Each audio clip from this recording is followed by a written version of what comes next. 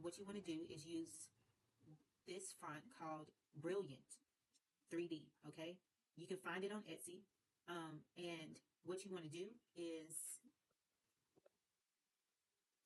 go ahead and do the font in either 2 or 3 inch. I think is the other one.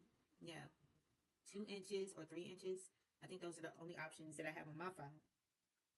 And you want to connect whenever you're doing cursive writing or cursive fonts. You want to make sure that you are connecting the cursive letters, and you can either do that by using an arrow to go over, or another thing that you can do is use the spacing here and everything like that. If you look at that right panel with the properties, you're able to use the word spacing and the letter spacing, and you can even slant them a little bit. Now, whenever you change one of these, it's going to reset your letters. So you want to, if you want to do slant, go ahead and do slant first, and then start moving everything, because when you do move your stuff, it's going to it could possibly reset. Okay. Now the next thing that you want to do in order to get that outline, same outline that I got, what I did was I went to add knockdown stitch, and these are the settings that I use for that. And then when I do the knockdown stitch, I go to creative. I go to running stitch, and then with that running stitch, I change it to it'll say single on there first. You want to change it to bean stitch, or you can change it to whatever stitch you want.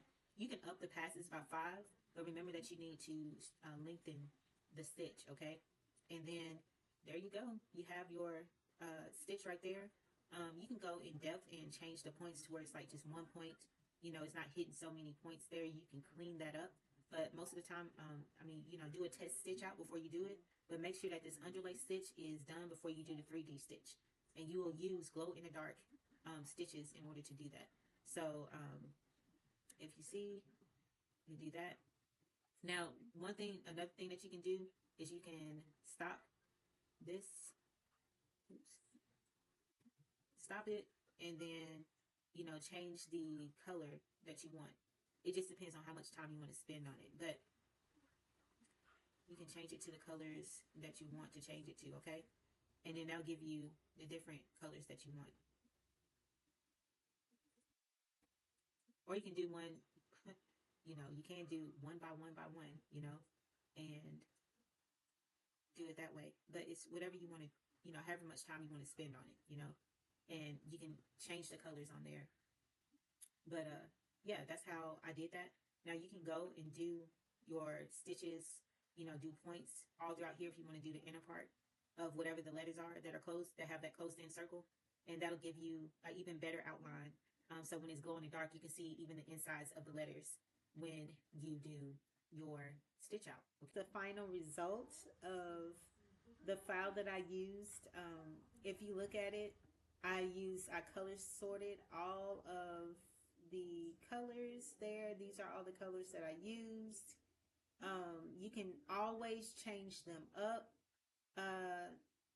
Then it is all taken care of as far as the size of it. Let me see what size that I have.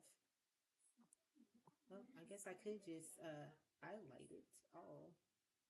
All right. So the size is 7/16 by 10/7/8. That's a great size for a size. This is an extra large shirt, so I think it looked pretty good on an extra large. Whoa, on an extra large shirt.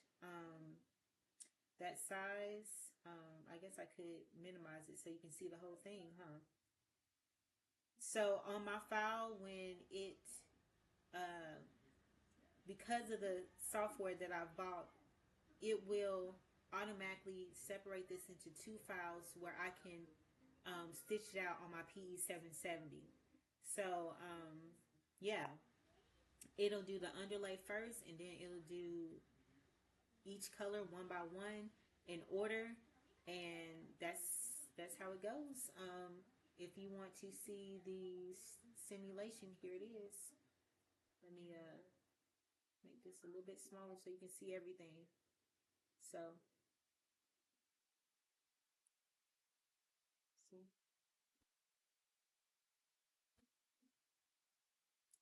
So I hope that helps. All right, bye.